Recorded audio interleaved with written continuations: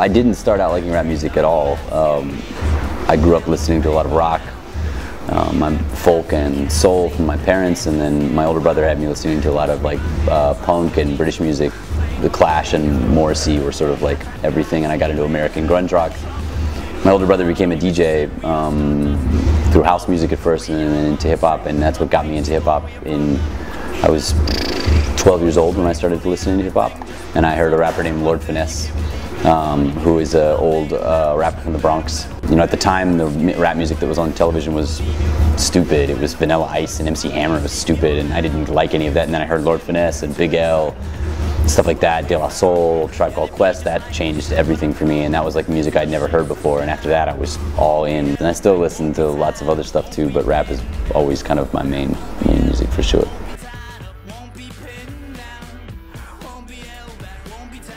My brother was a DJ, my little brother played drums a bit, but I'm kind of the only one that really pursued music really fully.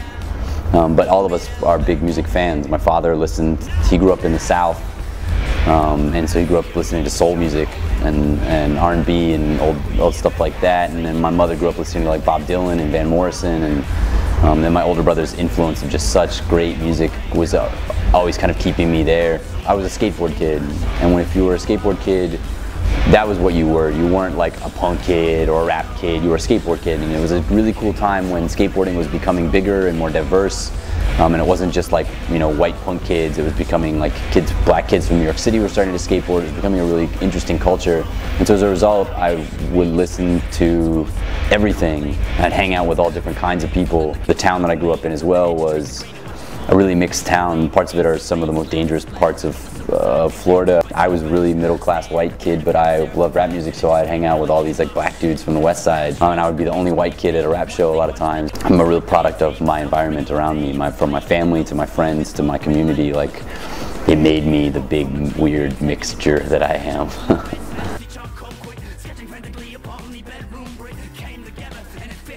I was so naive that I didn't understand. Because some of the times I would go to places that were really dangerous, and I didn't really understand that. When I was battling, people would get really pissed when I would beat them. People would try to fight me all the time. I had a guy who tried to go to his car to get a gun to shoot me. Like, I didn't really understand like the danger that I was in at the time, you know. Like, but it's also you're young and you're just an idiot, you know, and you don't care. You just want.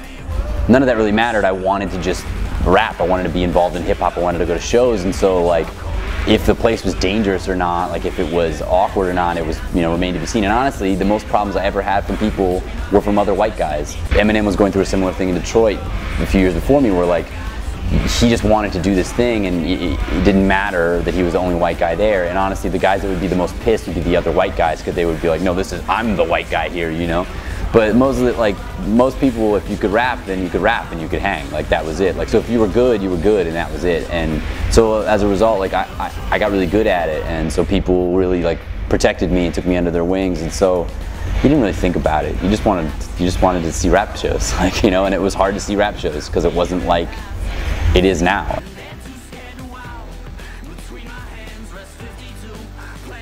For the longest time, music was always just like a skill or a craft, because I didn't write songs, I just battled.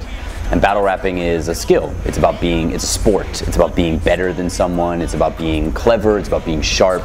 It's about attacking. It's not about creating or pushing mental, social, emotional boundaries. It's a sport. And so for me, like, music was always just this technique. But I would do theater, and theater was art to me. And I was trained in theater. I went to university for theater. I was already working as a lighting designer and a director for theater and opera and ballet. And so for me, it was always just, this was art and music was this craft. And as I got further into my study, I started to kind of take what I was learning from theater, the sort of art theory, and applying that to the way I was thinking about music. I didn't grow up in a band. I didn't grow up jamming like in a garage. My training in art is in theater, to be a director. And so when I make a record, I don't make a record like most bands, like they just play guitar and like, that sounds cool, okay, that sounds cool, okay, let's write some lyrics. Like, that's not how it works for me. I think about it like a play. Everything has to have a concept and everything, the whole album has to have an overall concept and an action to execute, and then the songs have to be working towards that execution. It's very much more about research and reading and library work for me, as opposed to like just being sad and playing a piano. For most musicians, music is a very emotional, raw experience, and for me it's a very academic experience because I was trained in theater, which is a very academic, creative craft. My concerts, they're super theatrical, they're very melodramatic and over the top. I'm running around like a crazy person. And so yeah, it's there in everything that I do, from the albums to the live shows, it's there.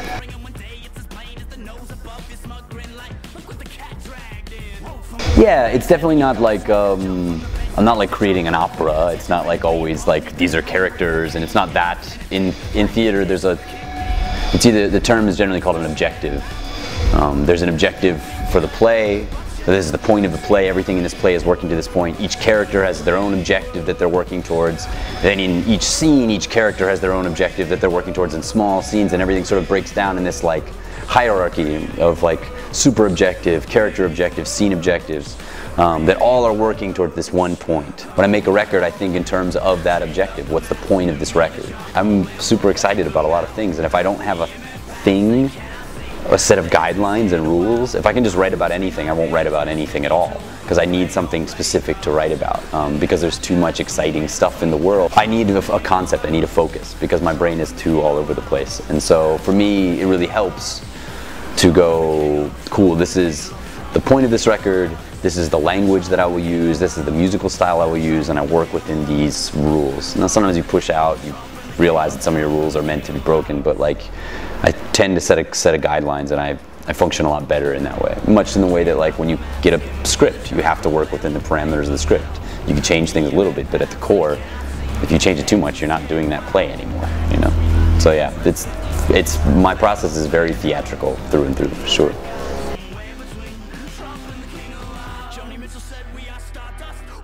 Collaborating with other people, collaborating on other projects allows you to do things that you can't always do in your own world. When you're in a band, or even if you're just a solo artist like myself, there is a certain expectation from an audience of what stuff should sound like and feel like. I do make music for people to hear. I want people to enjoy it. I want it to move people. So when I make a change to my sound, I try to do it in a very like calculated way. I try to make every record I make different, but it's not like, you know, I'm not all of a sudden making a classical record. You know, it's not going to just confuse the hell out of everybody, because I want people to stay with me on the journey through album, through album, through album. And so one of the fun things about collaborating with other artists is it allows you to work outside of that ramification entirely. So you can just do whatever you want. Myself and most of the other musicians I work with, we're all self-taught. There's very few of us that went to music school or classically trained. Most of us, you know, got a keyboard when we were in high school, or got a guitar, or started to rap, and we figured the rest out. And so when I work with other people, that's when I learn. That's my school, because I watch how they record vocals, or how they think about melody, or you know, those sorts of things, and that's when I really learn. I use those collaborative experiences to push myself in a new direction, but also to like steal people's ideas and then take them, you know, to my own records. And so I think you'll hear like the difference between my previous record and my new record that's done, and then if you take a look at the projects that I did in between, you can probably see how those projects have impacted the latest record, because there's things that I've taken from that are just like, oh, I've never thought about working that way on a record, or that way on a song, or recording my vocals that way, or EQing drums that way.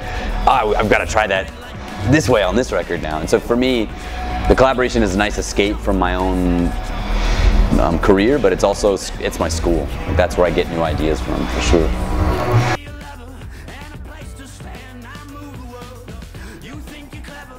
Touring a lot is challenging. Ultimately, I do it because I love it, but it also has like an incredible impact on your personal life. It's hard to keep friends and, you know, maintain relationships and things like that. It's very challenging.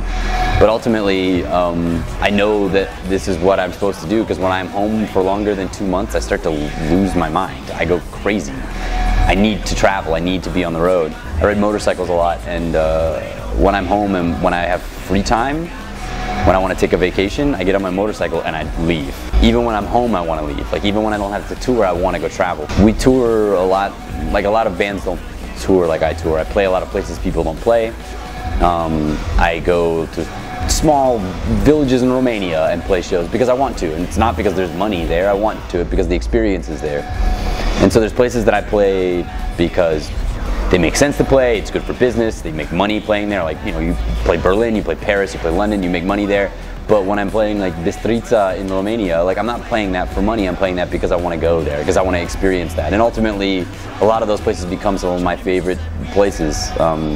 Like tiny places like Ústí nad Labem in Czech Republic, like Chátsa in Slovakia. Those places are the most interesting to me because people are super appreciative and it's a world that I've never experienced. I tour more than most people and I tour into places that most people don't go, and I try to play.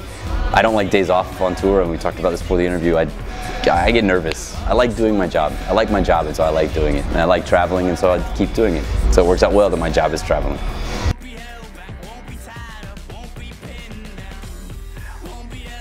The people that come to the shows. When you play shows in the West, and by the West I mean from Berlin west, audiences are pretty spoiled there. Because everybody comes to those places. When you play New York shows, a lot of times, you know, now I have a good New York fan base that get into the shows, but when I first started playing New York, everyone stood there with their arms crossed because everybody comes to New York. New York has an attitude of like, impress me. And it's the same in London, it's the same in Paris, like it's the same in Toronto, Vancouver, any big city where people play. You know, and one of the things that I love coming out to Central Europe and Eastern Europe is that a lot of people don't come to these places, and so the crowds are way more fun, people are way more appreciative. And people get into it. It took me forever to get a good fan base in New York City that's fun, that gets into it. It took me forever to get a good fan base in Seattle, which is a notoriously like very serious deadpan crowd, and now they're fun, they get into it. But the first time that I came to Poland, the first time I came to Czech Republic, Slovakia, Hungary, people lost their minds. They didn't even know my music. Most of them don't even understand what the heck I'm saying because I'm speaking English and I'm speaking really fast. And they still get into it. And so for me, that's the best. The first time we played in Poland, maybe 4 years ago, and there was probably like, you know, 30, 40 people that watched. And now there's, you know, probably going to be 200 people here tonight. So this is great. Like, why wouldn't I come back to the place that people love the music, get into the shows, and come out bigger and bigger crowds? To me, like, that's the best.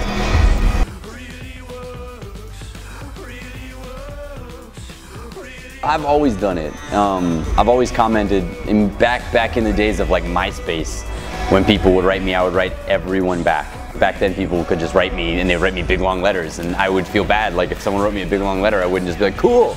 I would write them a big long letter, and so I would take a day, one day every week for like 8 hours, from like 9 o'clock in the morning to 5 o'clock. I would just make coffee and just write everybody back. Now I have to kind of be a bit more strict about it because there's a lot more people that write me. Those people are the reason I get to do this. I have a fan base because we work really hard, because I make music people like. I think a lot of artists get their fan base and take it for granted and don't appreciate that it's a thing that needs to be maintained and needs to be respected.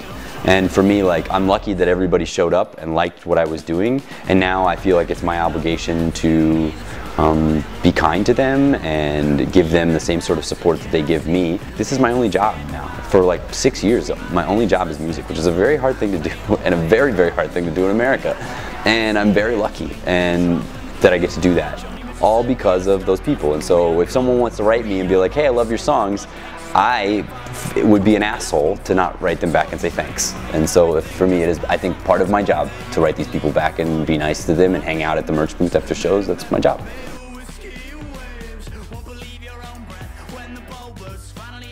I've been lucky enough to travel to China and travel pretty extensively in Central and Eastern Europe.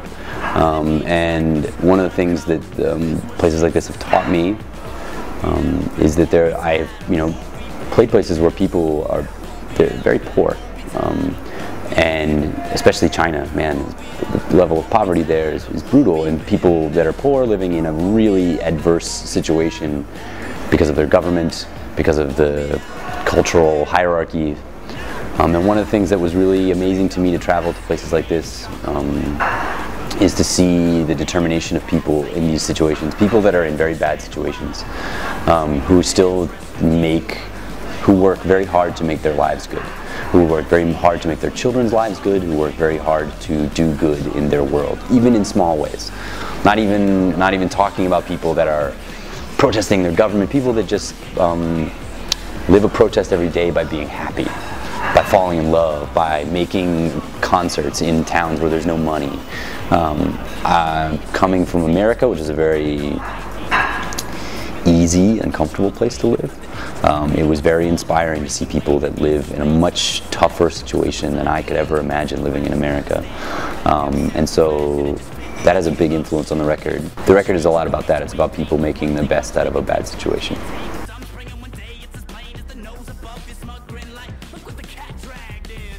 So the music is very inspired by the South in America. The music I grew up on in the South, Southern rap music, Miami bass, gangster rap music, like the hard drums of that, super heavy synth sounds of that, but then also the music of the South, the historical music of the South that I've been learning about in the last few years, trad jazz in New Orleans, you know, all the different kinds of blues, Piedmont blues, Delta blues, Mississippi blues, all that stuff.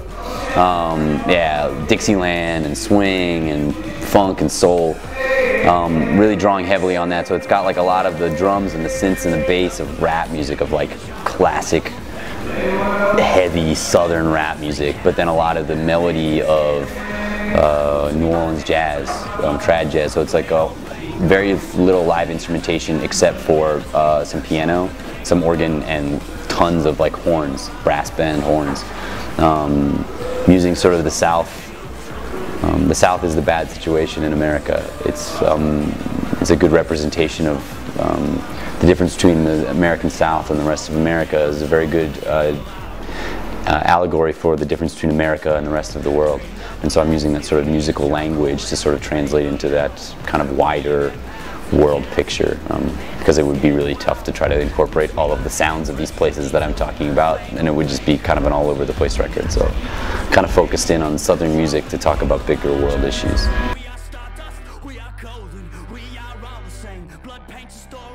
I wish I could tell you.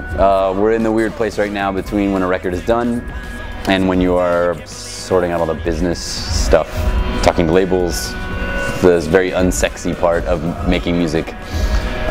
So right now we're talking to some labels. It's all going very good, but it's a very slow process, negotiating things. I don't know when it's going to come out. I suspect you'll start to hear more music from it by the end of this year. Hopefully sometime later it'll come out. I wish I could give an answer, but I really have no idea. And when I know it, trust me, I will be shouting it from the tops of every mountain. Yeah.